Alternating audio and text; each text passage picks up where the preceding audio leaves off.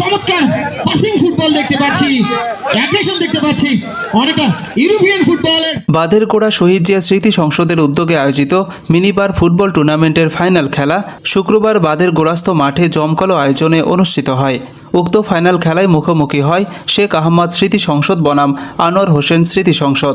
প্রতিদ্বন্দ্বিতামূলক খেলায় আনোয়ার হোসেন স্মৃতি সংসদ বিজয়ী হয়ে চ্যাম্পিয়ন হওয়ার গৌরব অর্জন করে।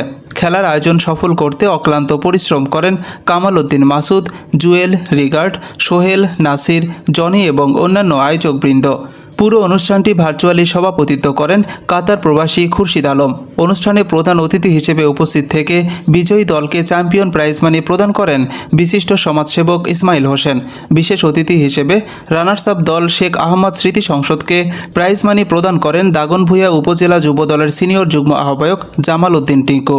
এছাড়াও অনুষ্ঠানে আরও উপস্থিত ছিলেন যুবদল নেতা আজিজুল হক রাজু, মিল্লাত নবী, ওয়াদুদ ভূঁইয়া সহ অন্যান্য গণ্যমান্য ব্যক্তিবর্গ। আনন্দ ঘন পরিবেশে অনুষ্ঠিত এই খেলায় স্থানীয় দর্শকদের উপস্থিতি ছিল চোখে পড়ার মতো। খেলোয়াড়বৃন্দ অনুষ্ঠানের অতিথি হিসাবে রেখেছেন, আবারও আমি তাদের নিকট কৃতজ্ঞতা জ্ঞাপন করছি। আমরা আসলে একটা জিনিস মনে রাখতে হবে, আমরা তো হারতে চাই না, খেলাধুলায় হার জিত আছেই। এক পক্ষকে বিজয়ী, অপর পক্ষকে রানার্স আপ ঘোষণা করতে হবে, এটার কোনো বিকল্প নাই।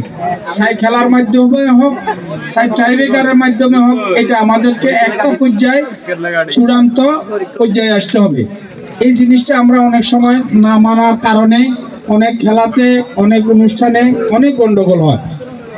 খুব সুন্দরভাবে আজকের এই আয়োজনটা হয়েছে।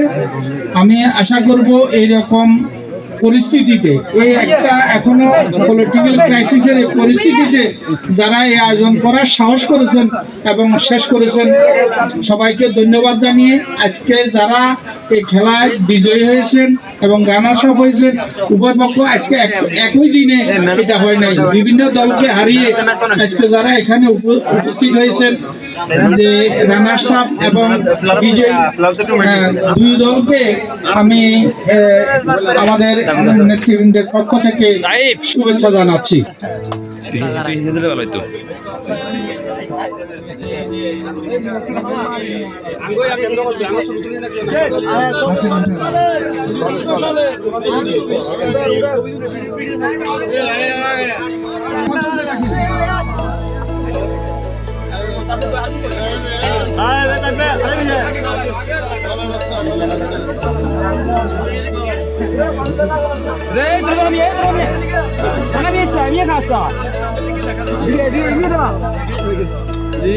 Man of the match Anwar Hossain স্মৃতি সংসদের আমারুফ,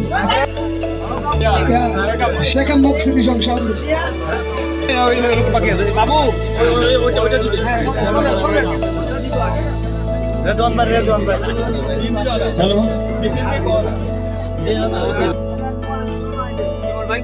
ম্যানেজার শিমুল এবং এটিএম আলী দুজনকে আপনার দলের পাশে থাকার জন্য অনুরোধ করছি।